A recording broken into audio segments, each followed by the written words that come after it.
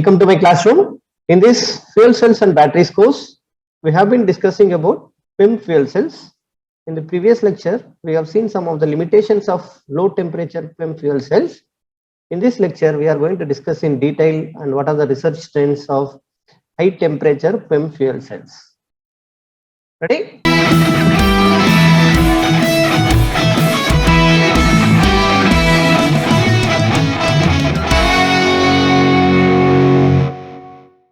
So if you look at the PEM fuel cell classifications, based on the operating temperature, this PEM fuel cells, that is polymer electrolyte membrane fuel cells, can be classified into low temperature PEM fuel cells, that is operating temperature is around 70 to 95.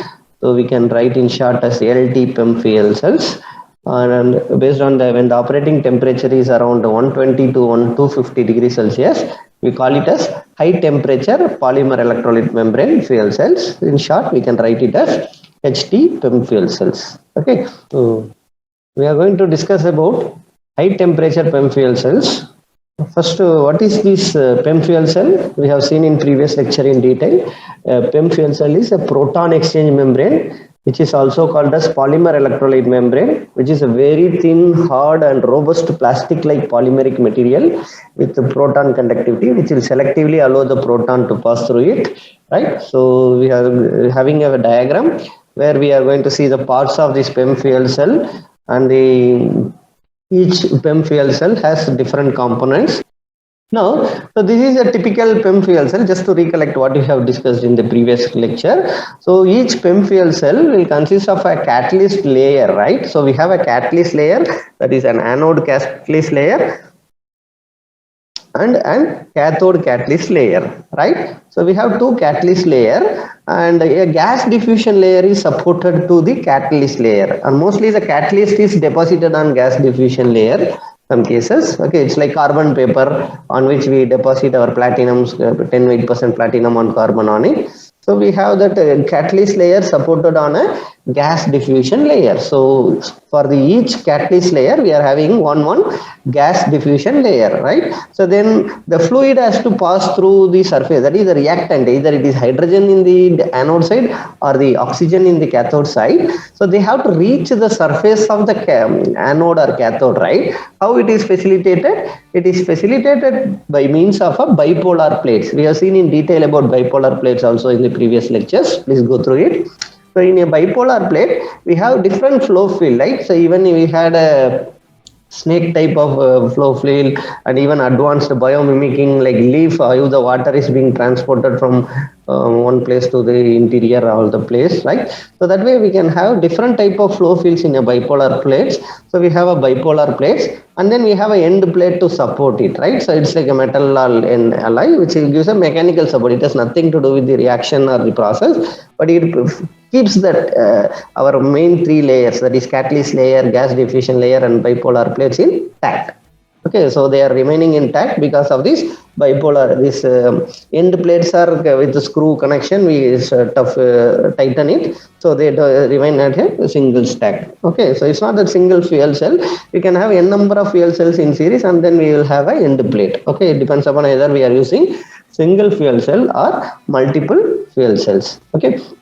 And among these PEM fuel cells, what is a membrane electrode assembly? We call it as a membrane electrode assembly when this together, that is catalyst layer and this gas diffusion layer together, in between we are going to have a membrane. So a catalyst layer, there is a gas diffusion layer, catalyst layer, gas diffusion layer, and the PEM membrane. PEM means what? Polymer electrolyte membrane. It's like a sandwich. The sandwich is called as membrane electrode assembly. It's actually with the mechanical thing we have to do it. Okay, mechanically it is being pressurized. Okay, mechanical pressing is done so that we get a membrane electrode assembly, which have been discussed in detail in the previous lectures, right? So now coming to these different type of membrane which are available for these high temperature PEM fuel cell, we have seen that PEM fuel cells diagram we have seen the classification of PEM fuel cells. If the operating temperature is around 80 to 120, we call it as low temperature fuel cell.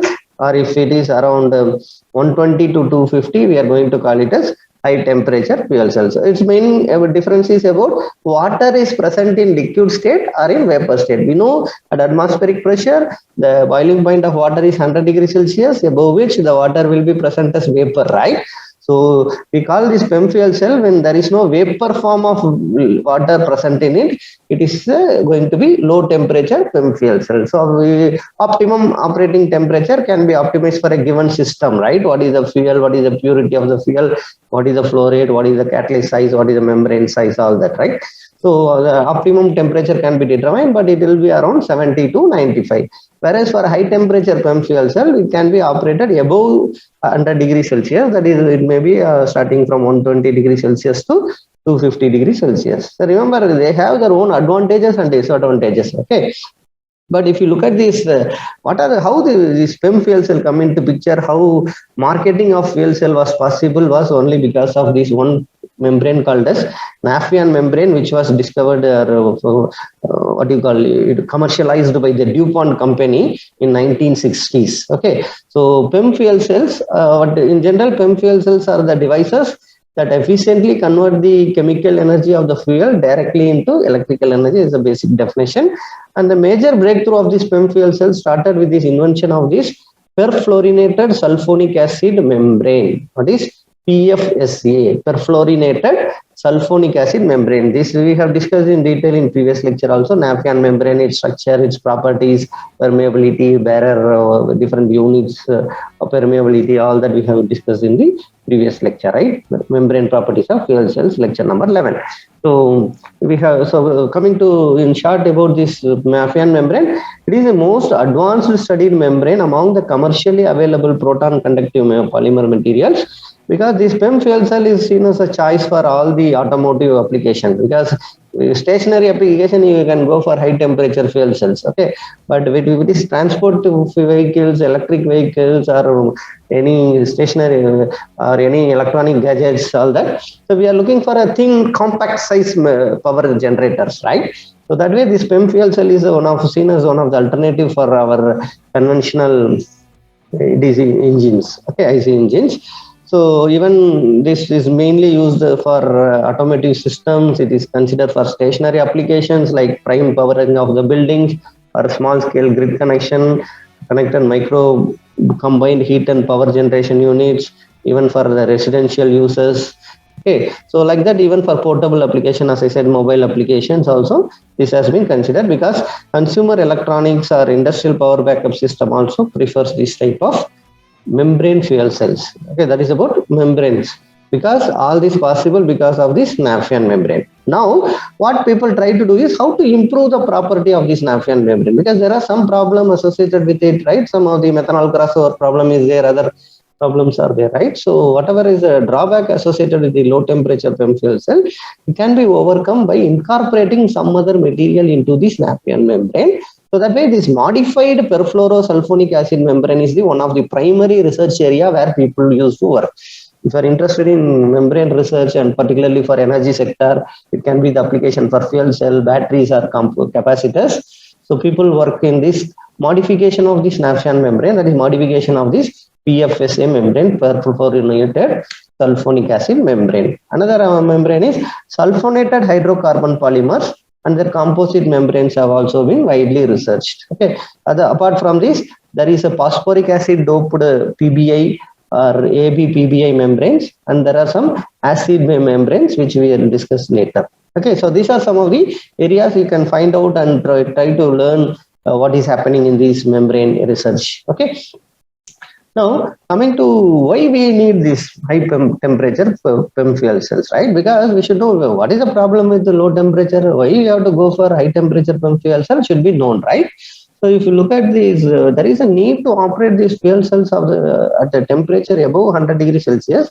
If you want to improve the tolerance to this carbon monoxide, we have seen that one of the problem associated with low temperature PEM fuel cell is they are more sensitive towards the impurities such as carbon monoxide, which is formed during the reaction, or which may be present also. Okay, so that way, if you want to increase the tolerance, we have to increase the operating temperature. But when you increase the operating temperature, we have other problem, because water will be present in the form of gas also. Water in liquid state, water in vapor state, they have different thermodynamic properties, right? So that way we have to take care of that also when you want to improve the operating temperature, right? So without affecting the performance, our aim is here to, if you want to improve the tolerance towards carbon monoxide, which may be present in the fuel cell, so that we have to look into it. And we have to reduce the size of the heat rejection equipment in the automobile. So that's why this heat rejection equipment, we want to reduce the size. So in that case, you want to operate it at high temperature, above 100 degrees Celsius. And if you look at this PFSA, that is Nafion membrane, they cannot be operated at a temperature above the 100 degrees Celsius without affecting their durability, because they have their own melting point or temperature at which it will dissociate, right? So that way we have to look into some of the alternative membranes if you want to operate it above high temperatures. Okay, so these Nafion membranes cannot be operated at a high temperature above 100 degrees Celsius without affecting the life, that is longevity or durability. So your durability refers to its mechanical strength to give the same performance over the period of time. So for example, you bought something after 1 year, initially its efficiency is 80%, after 1 year 60%, another 1 year it goes down. No, we want some stability, that it should give continuous power output at the same efficiency. So that way, so that durability will be affected if you want to operate the PEM fuel cell, particularly this Nafion membrane PEM fuel cell above 100 degrees Celsius. That way, people look into research areas. What is the expected development is, if you want to operate this high temperature PEM fuel cell at around 100 to 200 degrees Celsius, because if you are doing so, we get several advantages, like the chemical kinetics of the taking place at the electrodes will be faster, and there will be more heat utilization, and you have reduced carbon monoxide, carbon dioxide catalyst poisoning. Okay, and there will be simple thermal and water management, because when you want to see, it's an exothermic reaction, heat is being generated, and you have to continuously have a system to remove the heat. So we need a size of heat rejection equipment in automobiles, right? So, but if the operating temperature is high, you need not even remove that heat, right? So that way we are reducing the size requirement for the heat rejection equipment in the automobile. So where we are utilizing the heat for the reaction itself. Okay, and when you are operating at high temperatures above these 100 degrees Celsius, the catalyst poisoning, the resistance to catalyst poisoning is increasing. Okay, so that way there is a poisoning of the catalyst is less. Okay, that is, it can bear more amount of carbon monoxide impurity present in the system. Okay, and the complicated, in case of low temperature, we are having a complicated thermal heat and water management, whereas here it is going to be a simple heat and thermal and water management is going to be present in case of a high temperature PEM fuel cells. Okay, and if we look at this, another limitation of the low temperature PEM fuel cell is, since they are operated below 100 degrees Celsius, we are having several water management. Sorry, we are having serious water management challenges, which leads to complex flow field design. You bipolar plate design, it becomes costlier. Okay, because we need to have a proper water management. Also, because then you have water vapor and liquid water is being present, right? So we need to have high pure hydrogen with low impurities to avoid catalyst poisoning, and the reformate gas must be pre-treated by water gas shift reaction and preferential oxidation processes to reduce the carbon monoxide content to below 10 ppm. So when you want to allow any other material, other raw material other than high pure hydrogen, you have to ensure whatever the gaseous product formed in which hydrogen may be present, but the ppm levels of these poisoning things such as carbon monoxide should be below 10 ppm. Okay, so that additional steps, steam reforming step is required, and a purifier is required before sending in the gas mixture into the fuel cell. Okay, so that is you have some limitations when you want to use those low temperature fuel cell. Okay, also there is a lot of resistance to mass transfer of oxygen transport at the high current density, which leads to more polarization losses. Okay, So with all these limitations of this low temperature fuel cell, there is a scope for high temperature fuel cell. That is why it has attracted more attention, because there is a lot of advantages of this high temperature PEM fuel cells over low temperature fuel cells, which includes that catalyst poisoning, reaction kinetics at the electrodes are high, right? We have enhanced tolerance to the impurities such as carbon monoxide, all that present in the fuel or air. And you are going to have a simple plate designs, like bipolar plate designs are going to be simple, and no complicated heat and water management in this case. Okay, so whatever is the limitations in low temperature fuel cells, they are coming into, they are addressed in these high temperature fuel cells. So those can be mentioned as the advantages of high temperature PEM fuel cells. Okay, so these advantages may mean that potential for using low metal catalyst also, catalyst requirement also less. Also, you can use even platinum metal free catalyst also can be used. That is, when you are operating at high temperature, any transition metal catalyst also will be fine. Okay, or you can say that if not, if you cannot completely ignore platinum, the requirement of percentage of platinum in the composite mixture or in the catalyst system can be minimized. Okay, so these are some of the advantages which gives us the scope for more research and commercialization of high temperature PEM fuel cells. Okay, and however, it's not that everything has been addressed, it is ready for commercialization. As I said, it's a very good research scope area for scientists and those who are in higher studies like you people and us. We are still working on this to improve the performance of the high temperature PEM fuel cell. So thereby, in later stage, even within next 5 years or 10 years, we'll be able to produce these high temperature PEM fuel cells at low cost. Now, because what we are trying to address, you want to reduce the cost of the system, right? So when you make more efficient, its cost is going to reduce. Okay.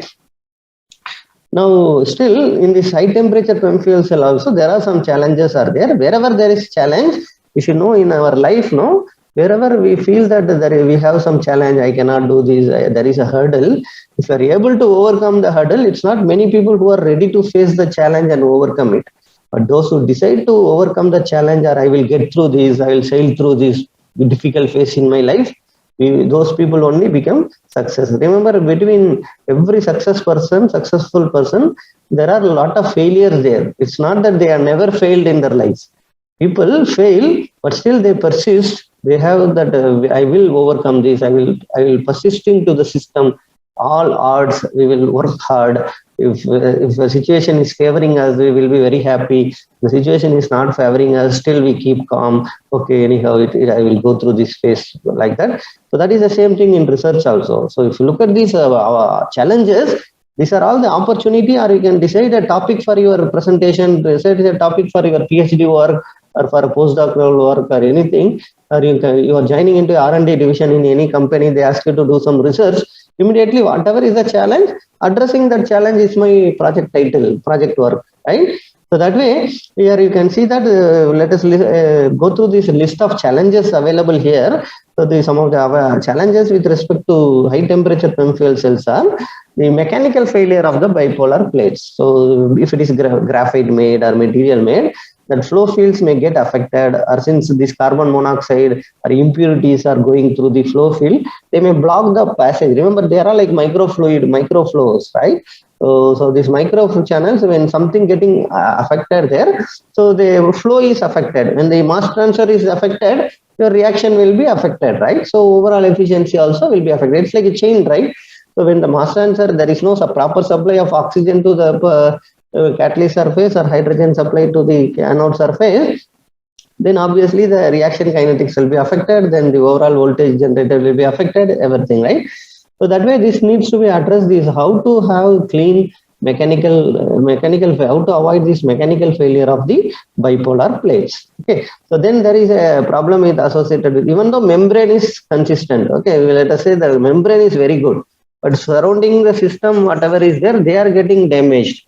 So all needs to be addressed, right? So that way, in the degradation of the catalyst, remember, whenever there is carbon is present under extreme conditions or under thermal conditions, so what happens is they tend to degrade in its performance. Okay, So that we can, how do we witness, sir? I cannot open and see the fuel cell, but I can never, how do we know that this catalyst has got damage? This no, we will come to know towards the output voltage. When the output voltage is reducing, that means that in the system something is wrong. Okay, so that way the catalyst layer is there. You have the catalyst support is there, right? So membrane electrode assembly is there. So how all these can be there in I say membrane electrode assembly. There's a sandwich of membrane, anode side, anode catalyst layer, cathode catalyst layer. So either three can be degraded, right? So degradation of each can be there at a high temperature. Remember, at low temperature, we don't face that problem of degradation at the early stages. Okay, that is, life is more when you are operating at low temperature. But when you are using it for high temperature applications, so we are having a problem of degradation of the catalyst, degradation of catalyst support, we have the degradation of the membrane electrode assembly, and we have the degradation of these bipolar plates flow fields also, right? So also there is a problem with insufficient heating strategies to achieve the maintain high temperature operating temperatures for a long-term functionality of these high temperature PEM fuel cells. So these challenges are being faced by the this all stops it from becoming a commercial stage application. Okay, so that way we can even work towards these areas. And if you look at some of the recent advancements that is taking place in these high temperature PEM fuel cells, these are some of the catalyst work which is being done. So from a literature paper, if you look at the review papers, we go through it, and this is some of the list. Okay, so it's not that it is the exhaustive list, it's only a portion of it. Okay, so at our course level, this is sufficient actually. So if you look at, these are some of the main focuses on high temperature fuel cells, where the people mainly work in developing electrocatalyst for high temperature PEM fuel cell. They prepare membranes for fuel cells. People work in mechanical engineering, people mainly interdisciplinary, or if you are interested in CFD modeling, you can even work in these bipolar plates, flow fields designing. Okay, so all this designing and modeling of this high temperature PEM fuel cell system, people have been working. And if you look at this kind of catalyst work, if you look at, there is a platinum catalyst loading is reduced down to even 0.1 milligrams of per centimeter square at the cathode, along with the improved platinum utilization for the ORR catalyst also. Okay, so that is the advantage here. We have reduced the dependency on these noble metals catalyst to transition metal catalyst, or even if you want to use it, you can use only less amount, and remaining catalyst can be utilized. And similarly, iron single atom catalyst and iron or cobalt nitrogen carbon based materials were explored as the ORR electrocatalyst, showing promising performance with high thermal stability. That is like nitrogen doped, carbon doped. Okay, so all the doping is being done. Okay, and there is an implementation of non-precious iron carbon nitrogen catalyst for high temperature PEM fuel cells. When I say CN, it's like iron supported on carbon, which is nitrogen doped. Okay, and if you want to understand the reaction kinetics of the hydrogen oxidation reaction and the oxygen reduction reaction, remember, depending upon a new catalyst surface generated, you are going to have a new hydrogen oxidation reaction mechanism. Kinetics may change, right? What is the effect of your nanoparticle size, or what is the percentage loading, what is the temperature at which you are operating on this reaction kinetics or mass transfer effect? All this can be studied in the research areas. Okay, so that's why people are working in this area. Like people like in catalyst people, we trying to generate electrocatalyst for fuel cell application, batteries applications, and supercapacitor applications. Okay, so coming to this introduction of magnetically aligned channels in the PEM fuel cells to enhance the proton conductivity at high temperature is also being done. Okay, and there is a development of highly durable composite membranes to resolve the membrane degradation, water retention, and acid leaching problem. Okay, so that way people work in this membrane modification of this Nafion membrane. I also told you some of the different membranes which are being explored for high temperature PEM fuel cell applications. Okay, and remember, even this membrane electrode assembly production also has been increasing. The amount in which the industrial level production of membrane electrode assembly has been, there is in uplift. So that is one of the recent advancement where catalyst layer quality is being improved. and production of highly durable and effective, efficient membrane electrode assembly, which can give a longer life, like 10,000 hours, without any significant decrease in the performance also being explored. And the development of new with respect to computational people, what they are doing is they are developing new novel models and methods for reliable analysis of these high temperature PEM fuel cell materials and components degradation also. Okay, so if you know what are the problems that are associated with these high temperature PEM fuel cells, so there are some parameters which affect this high temperature PEM fuel cell. So we should work on this one. Okay, we should take care. These are the main parameters which will affect the performance of a high temperature PEM fuel cell. Okay, so what type of catalyst we are using? What is the nature and type of the catalyst? That is the physical nature we are talking about. What is the size, nanoparticle size, or these nanoparticle or nano wires or these micro wires? What is the type of pores present in the catalyst? Mesopores or micropores? So that way, different type of catalyst which here we going to use, all that going to matter, whether it's a monometal catalyst, bimetal catalyst, or it is a composite material, all that will be affecting the performance of the catalyst. Okay, remember, there is mass transfer taking place, there is reaction taking place, right? So with respect to kinetics, reaction kinetics, nature and type of this electrocatalyst will be affecting the performance. Okay. And once you even made the catalyst, now how we are preparing the catalyst ink to deposit, what type of coating we are doing, whether you do electrospinning coating, or we do some dip coating, or we do some paste, making it into a paste, slurry paste, and then coating.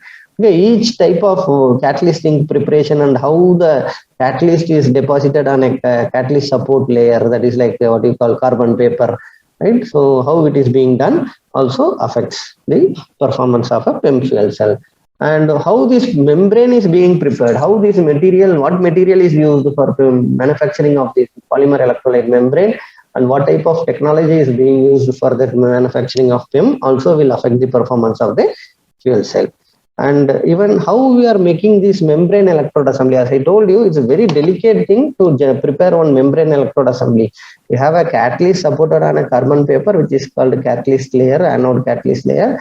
Then you have cathode catalyst layer, where in a carbon paper you deposit the cathode. Then you have preparing a membrane and Nafion membrane. So if you make a sandwich out of it, how it is being done, how this membrane electrode assembly is hot, at what temperature, how long it is being pressed, hot press. Hot press is the equipment used to press that one using hydraulic pressure. So this how it is pressurized and how long it is kept, that will affect this performance of the PEM fuel cells. And as importantly, since we are using different phases, it is high temperature mean water is present in both gas phase, liquid phase, and you are having heat is being generated. You have gases like hydrogen, oxygen, carbon monoxide, or whatever other things are also there. If it is direct methanol fuel cell, you are going to have liquid methanol coming into the system. So all that will affect the how these things are managed. That is the flow of liquids and gases. Also, what strategy it is being followed also will affect the performance of the high temperature PEM fuel cell. That's why lot of work is being done on this bipolar plate flow design. Flow field design is important research area people working on. So overall, if you want to have a low cost, high performance and excellent durable membranes are the three major goals in whatever research people work for towards this high temperature PEM fuel cells, if you want to make it to the next level of commercialization. Okay, and other than this, the designing, operating and testing conditions are also important factors which affect the performance of these PEM fuel cells. So while designing also you have to take care, while operating also you have to take care, and whatever is the testing conditions we are doing, that also should be taken care. Okay. So to achieve an optimized performance, we need a novel and efficient electrocatalyst material or other components, and we want to have a system designing as well as a fundamental understanding of the functional mechanisms are always necessary. So without knowing what is happening, we cannot add some XY component into a system, right? So that way people used to do computational studies. So there is a three-dimensional computational flow dynamics based models have been used to understand and to optimize the complicated process involving the complex interacting of the transport heat management. Because you might have studied a CFD course in your previous semester or this current semester. How a temperature profile or concentration profile can be drawn, velocity profile can be drawn in colorful images in CFD, right? Which makes us to understanding. Even if it is a simple flow through a pipeline, that what is the velocity profile, where the dead zones are there, where the temperature is uniform, where the temperature is maximum, minimum, that all this can be seen visually, it can be visualized in CFD technology. So that way you are having a course for that, that is a necessity. Okay, so that way CFD and application towards these fuel cells also one of the project title you can choose for your next year projects. Okay. And depending upon the size and complexity, these high temperature PEM fuel cells can be divided into several catalyst categories. Okay, you are going to have a nanometer catalyst layer. Remember what makes a single high temperature PEM fuel cell? So you can see that we are going to have a catalyst layer, nanometer size, PEM, that is what you call membrane in mm size. Then you have MEA, which is in mm size. Then you have cell assembly, which can be ranging from mm to cm size. Okay, then you have high temperature PEM fuel cell stack, which will come up to the centimeter size. Okay, so if the more the increase the size, obviously the complexity also will increase, right? Because if it is a single fuel cell, you have simply one support plate, one bipolar plate here, one bipolar plate here, flow field is there, that one. But the moment you are going to have a multi-phase one, you are going to multiple fuel cells arranged in a stack, then we are going to have more multi-phase flow, problematic gas, water and heat management with the assembly issues also come into picture. So this is a typical thing how the complexity increases. So this is the effect of size on handling the fuel cell. Okay, so on handling the PEM fuel cell, a schematic of the increase in size leading to a more complex system and difficult handling of the high temperature fuel cells. Okay, so you can see x-axis here. There you can see what with increase what is happening. So it is a high temperature PEM fuel cell fabrication. Okay, high temperature PEM fuel cell fabrication. So you are having increased size. If you are increasing the size, or if you are increasing the complexity. So if you go from nanometer size to nanometer size to centimeter size, how the complexity is increasing is represented in this diagram. So we are typically having a high temperature PEM fuel cell fabrication here. So what is happening here? We are going to have a ORR mechanism is there and the catalyst nanomaterials. The complexity is only with respect to ORR mechanism performance. So ORR mechanism affects the performance. Okay, so when you have the catalyst layer, which will affect you the single phase flow, so you are going to have effectiveness will be there. Okay, so they get reduced with increase in the size. Okay, so when you have membrane, once a membrane electrode assembly is there, obviously we are going to have multi-phase flow coming into picture, so it will be affecting the power density also. Then we have a cell assembly which is made up of MEA with bipolar plates at both sides of it. There comes a complexity of management of the water, right? So then once you make this fuel cell, this n number of fuel cells with the two end plates at the end, obviously we are going to have face with problems such as gas distribution, water management, heat management, and assembling this and keeping it intact position. That kind of issues also come into picture. Okay, so that way, the more we work to make a high temperature PEM fuel cell and more number of fuel cell coming into one single fuel cell stack, we are having more complexity coming into picture. Okay. So we do have advantages now. We should able to list out the advantages that are associated with the high temperature fuel cells. So the higher operating temperatures of these PEM fuel cells gives us several advantages. So what are they? Here we are going to have less complex water management system. So there is no need of water management system, complex water management systems, and it have increased tolerance. They have high tolerance for the fuel impurities. Even up to 3% of carbon monoxide in the fuel stream can be used. Okay, so that means that we need a simple reformer unit. We don't need that any complex purifier which removes the CO2 to less than 10 ppm. Okay, and we are going to make use of the heat that is generated, because it's an exothermic reaction.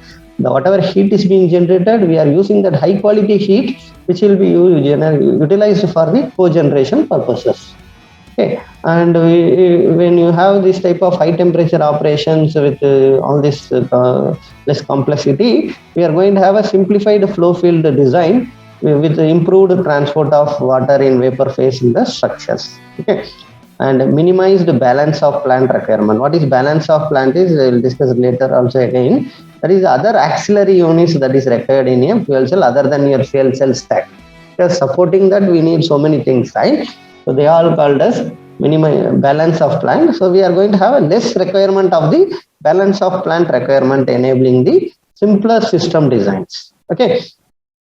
And if you look at the what are the different parameters which will affect the high temperature PEM fuel cell performance, we have certain parameters. Okay, so 4 to 5 parameters are there. We'll discuss one after another. Okay, so the operating parameters which are mainly responsible for this high temperature PEM fuel cell includes your operating temperature, water management, flow field design, and heat recovery. What is the effect of each one? That is operating temperature. What is the effect of water management? What is the effect of flow field design and heat recovery? We will discuss in detail. Okay, so why this operating temperature will affect the performance? How it affects? Okay, let us see. So a high temperature PEM fuel cell which is operating at a high temperature will require high water partial pressure. So they have low open circuit voltage and small entropy change in the H2O2 reactions. Okay, so this is a reference paper.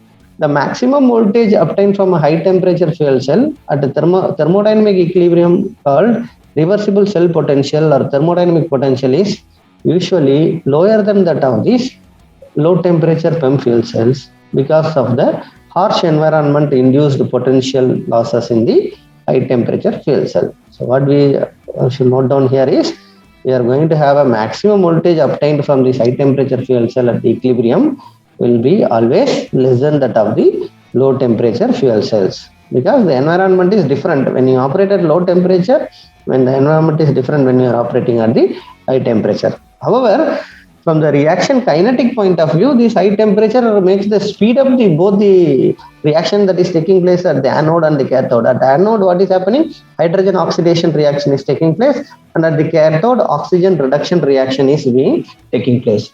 So these can be expressed by the increased exchange current density. So we are going to have less output voltage, but we are going to have increased exchange current density. Furthermore, this reduced contaminant absorption on the catalyst surface at the elevated temperature can lead to better tolerance to the catalyst poisoning. Okay.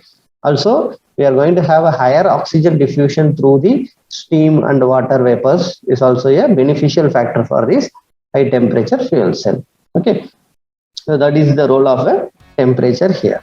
Okay, so second parameter, during this fuel cell operation, what happens is the water flooding can happen because there is always the excess of water which is being trapped in the porous structure of the porous cavities present in the anode, cathode, or even in the bipolar plates, which will be temporarily blocking the reactant to reach the active sites, right?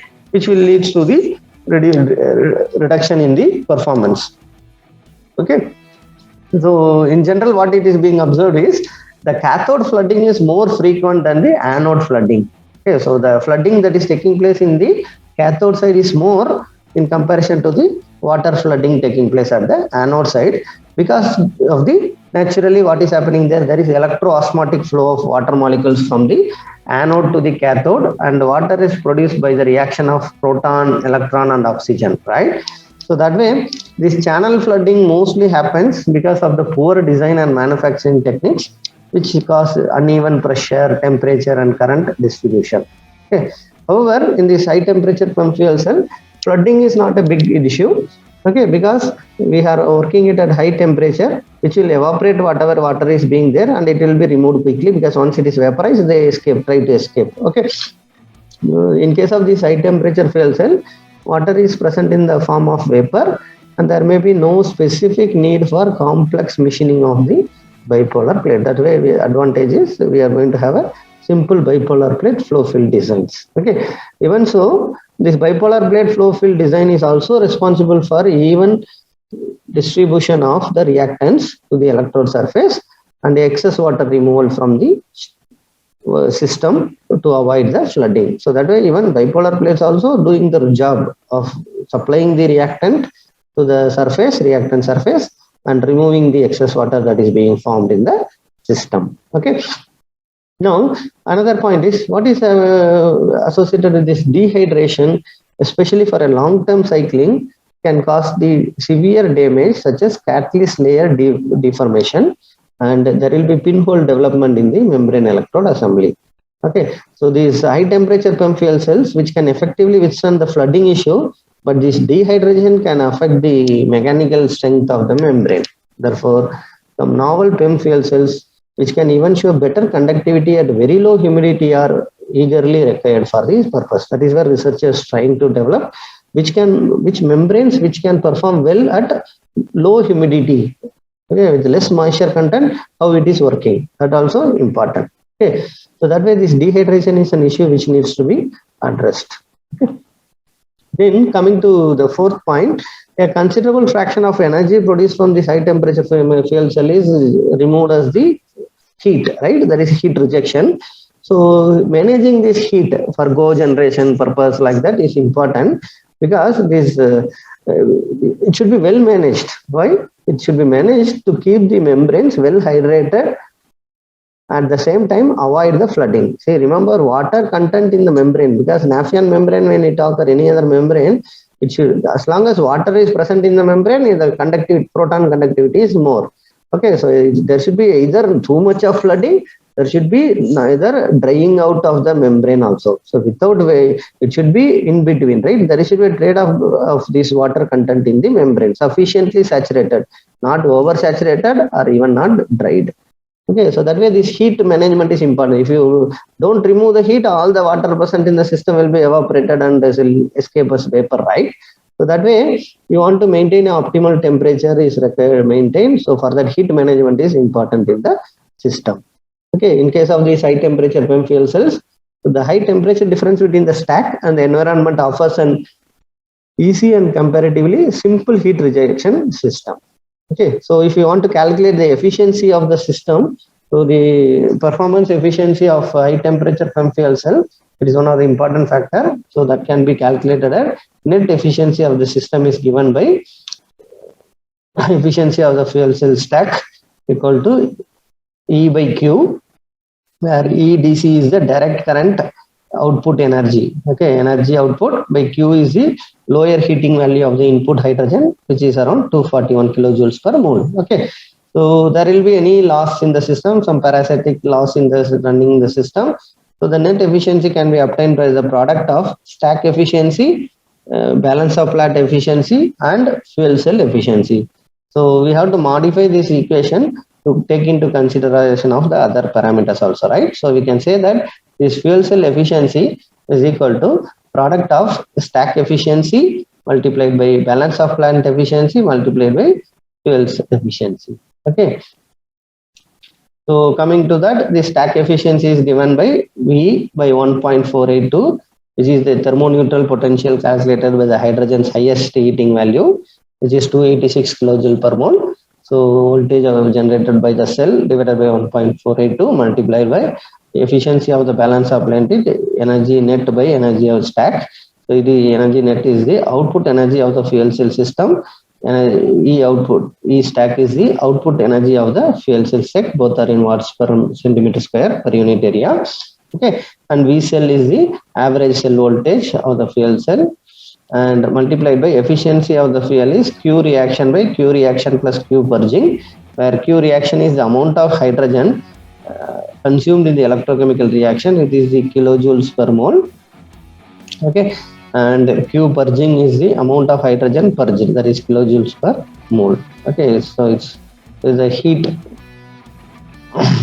associated with it. Okay, so that is the fuel cell efficiency. So the voltage of any fuel cell is never equal to the theoretical voltage because we know the various reasons, right? So we have seen in detail about the thermodynamics of fuel cells. We have seen different voltage over potential reasons, right? So the type of potential losses can be there, which we have discussed earlier. You can go through it. So these losses are generally called as cell polarization or over voltage. So it can be open circuit voltage loss, which is mainly caused by the mixed potential of the catalyst surface or fuel crossover from the anode to cathode. So there can be activation polarization, which is caused by the electrode kinetics, reaction kinetics at the electrode over potential. You can say it as electrode over potential. So there can be ohmic polarization, which is caused by the electronic resistance of electrodes and ionic resistance of the PEM fuel cell. Then due to mass transfer, we can have concentration or mass transfer polarization, which is caused by the mass transfer through the catalyst surface or catalyst layers. Okay. And if you look at the what is happening in how the water is being distributed in a high temperature PEM fuel cell, you can see that the membrane, anode, cathode is there, water vapor are there, gas liquid is there, gas channels are there. So you have gas channels, you can say flow fields, where you are going to have hydrogen or oxygen supplied, and you are having gas diffusion layer. It's like expanding. It's, as I said, they are in the size of nanometer or millimeter size on fuel cell.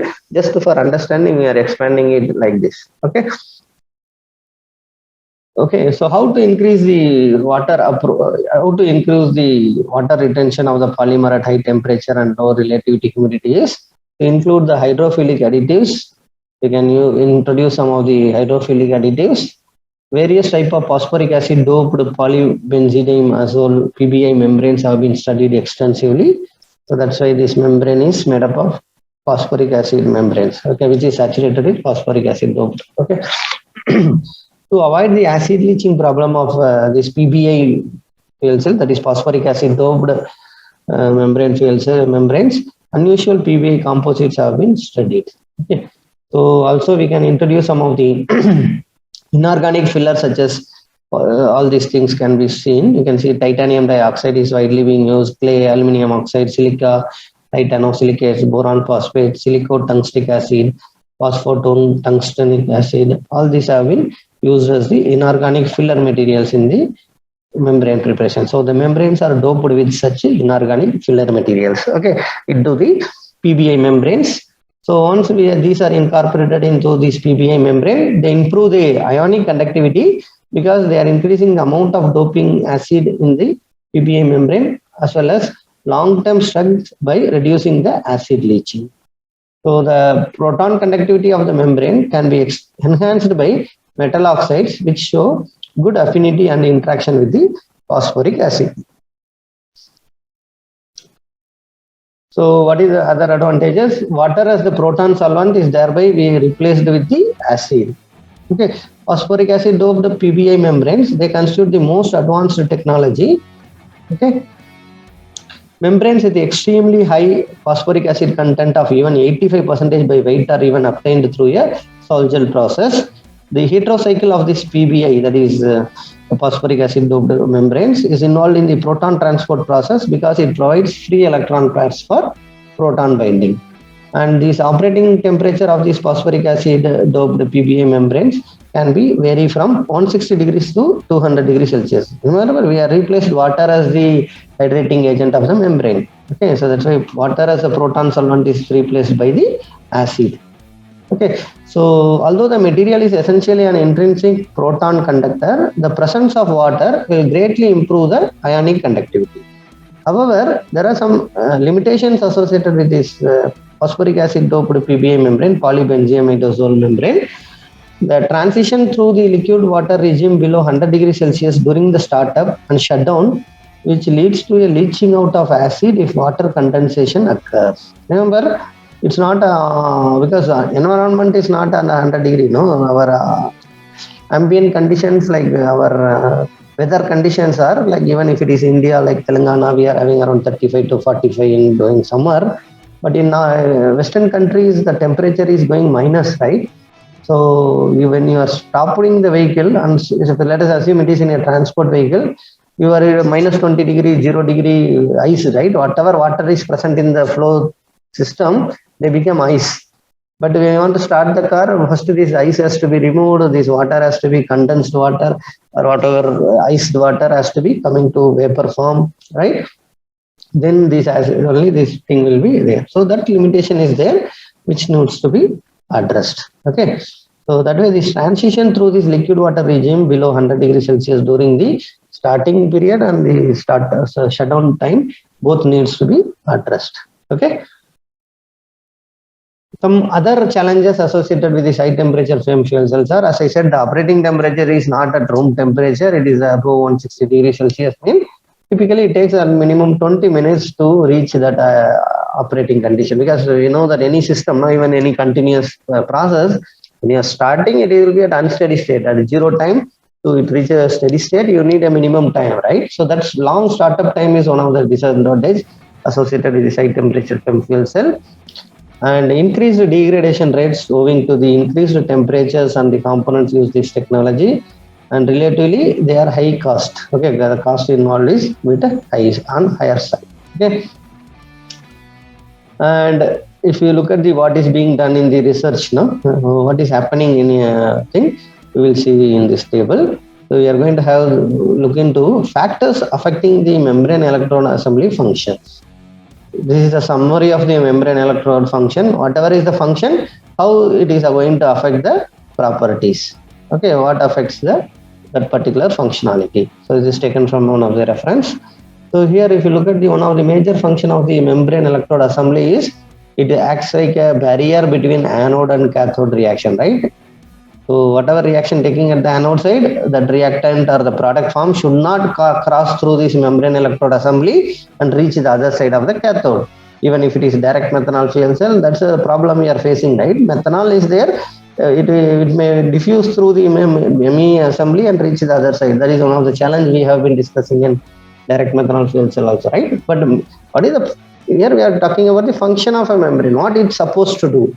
It is supposed to be act as a barrier. But however, that function depends upon the permeability of the membrane, right? So depending upon the membrane permeability, there will be some diffusion of fuel from one side to another side, or the product formed from the one side to the another side. Okay, another thing is it should be channeling the electrons from the anode to the current collector and from the current collector to the cathode. Remember, whatever electron formed, that should not pass through the membrane. It should guide it such that it goes through the current circuit through this what you call support plate and external circuit and reaches the cathode side. And once it reaches the cathode side, it should be able to collect it from the current collector, and electron will be involved in the reaction taking place in the cathode side, right? So that is also an important function of the membrane electrode assembly, or you can say the membrane. The type and it depends upon the type and structure of the catalyst. It depends upon the electrical resistivity of the membrane, right? So that way, the electrical resistivity of the membrane is an important parameter which needs to be understood before we use it. Okay, facilitating the electrochemical reaction or activity. So in anode side, the anode reaction, hydrogen oxidation reaction or other reactions should take place. And in the cathode side, we should have OR reaction, that is oxygen reduction reaction should take place, right? So that is one of the function of this. And how it depends upon, it depends upon the nature of the catalyst, type and structure of the catalyst. Okay. And in the catalyst surface also, it should be, function is to provide large number of active sites at the place. And again, it depends upon the type and structure of the catalyst, how the membrane electrode assembly is being prepared, all that. Okay. So the method of membrane electrode assembly preparation also affects some of the functionalities of a membrane electrode assembly, right? And it should be supposed to provide structures that will facilitate the proton transport of the membrane. So that way, it also depends upon how the membrane electrode assembly is prepared, what is the catalyst and its support, and distribution and loading of the ionomer in the polymer membrane structure. Okay, so that will decide how the proton transport is taking place, because how much electron should go through the external circuit, proton, how many protons can pass through. And another function of this MEA is it should be providing structures that can facilitate the transfer of products away from the production sites. Okay, so this membrane electrode preparation, ink composition, including hydrophilic and hydrophobic and properties, all that will affect the structures that can facilitate the transfer of products away from the production site. Okay, that's from the reaction sites. Okay, and this membrane electrode assembly is supposed to providing channels and structures to the transport the reactants to the catalyst active sites. So it also again depends upon the membrane electrode preparation, ink composition, including hydrophilic, hydrophobic properties, catalyst support, and the catalyst structure. Okay, so these are some of the functions which we have seen, that of membrane electrode assembly being used in high temperature PEM fuel cells, and how the properties are affected depending upon the various parameters. Okay. And these are some of the high temperature PEM fuel cell materials research, okay, that is being done. People, if you are looking to carry over research work on this area, so these are some of the topics. Okay, so manufacturing membrane electrode assembly is important research phase, where the parameters have to be studied are what is the membrane electrode assembly layer thickness and uniformity and dispersion state of the catalyst. So these are like some of the chemistry kind of work. So we have to make use of several sophisticated analytic techniques like SEM, scanning electron microscopy, PMA, X-ray, radiography, TEM analysis, granularity analysis, PG analysis, all that can be studied. Okay. And you have catalyst layer design, where the dispersion of the catalyst and the ionomer wide distribution, all that also going to be studied. So again, we have to make use of your instruments like GPC, NMR, AFM, TEM, EDAX, mercury intrusion, AFM, all that needs to be used. Okay. And we have another property, ionomer dispersion in the catalyst ink. Again, microcomputed tomography has to be used to find out the parameters. Okay. Another important research area is in R&D of the electrolyte membrane, where cluster size distribution, chemical structure analysis has to be done. And another research area is wettability of gas diffusion layer and the catalyst layer. So there we have to study surface wetting and permeability of the vapor and water. Okay, so there we'll make use of the contact angle, perporometry, all that has to be studied. And finally, the evaluation of the catalyst layer has to be done for their size, particle size, what is the catalyst chemical state, what is the core shell catalyst, what is the carbon support analysis, ionomer distribution, all that. So we make use of even Raman spectroscopy, XPS, TEM, all that, along with XRD, XPS, SEM, TEM, all that. Okay. So for each one, we are using all this. So for example, ionomer distribution, TEM, carbon support analysis, Raman, XPS, XAFS, core shell catalyst, TEM, EDAX, catalyst chemical state, XIFS, XPS, catalyst particle size, XRD, SEM-TEM. At the MTech level, at going to do your final year project, you should know expansion of all these terms. Okay. So coming to the current R&D state or state of the art, what is the status till date, sir? What is the 2021? What is the status of all these high temperature fuel cell? We can say that novel membranes which can operate at 40 degrees Celsius and 2 degrees Celsius without humidification requires have been developed. Some of the development of suitable platinum group metal based electrocatalysts that are active and durable, and suitable support material of the catalyst to overcome the carbon support corrosion, suitable MEA architecture to reduce the catalyst loading, minimize acid leaching and improve the durability. That is improved FFP design and minimal FFP degradation, and suitable stack designs with improved thermal management, improved system configurations and designs, minimized material degradation including sealing and gaskets, diagnostic tools and protocols for the performance and durability. So this is the current state of the art which has been developed. Still we have a long way to go before we make it into a high temperature, commercially, large scale application in the commercial stage. Okay. So in the next lecture, we will discuss about one of the case study of research on high temperature PEM fuel cell, how this membrane is being prepared and how it is being tested.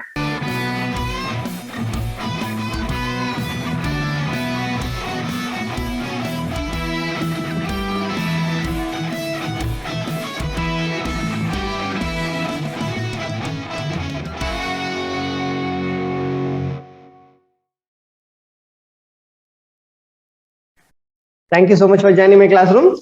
In this lecture, we have discussed about high temperature PEM fuel cells, what mainly we have focused on, what is the research trends, what is being happening, what research is being carried out, what is the components that are present in a PEM fuel, high temperature PEM fuel cell, what type of membranes are preferred, what are the desired properties for the electrocatalyst, for the membrane, for the what is the function of a membrane electrode assembly, right? All that have been discussed, and even seen what is the current state of the art research areas where we can tend to work. All that have been discussed in detail. Thank you so much for joining my classroom. Meet you in the next lecture. Bye bye.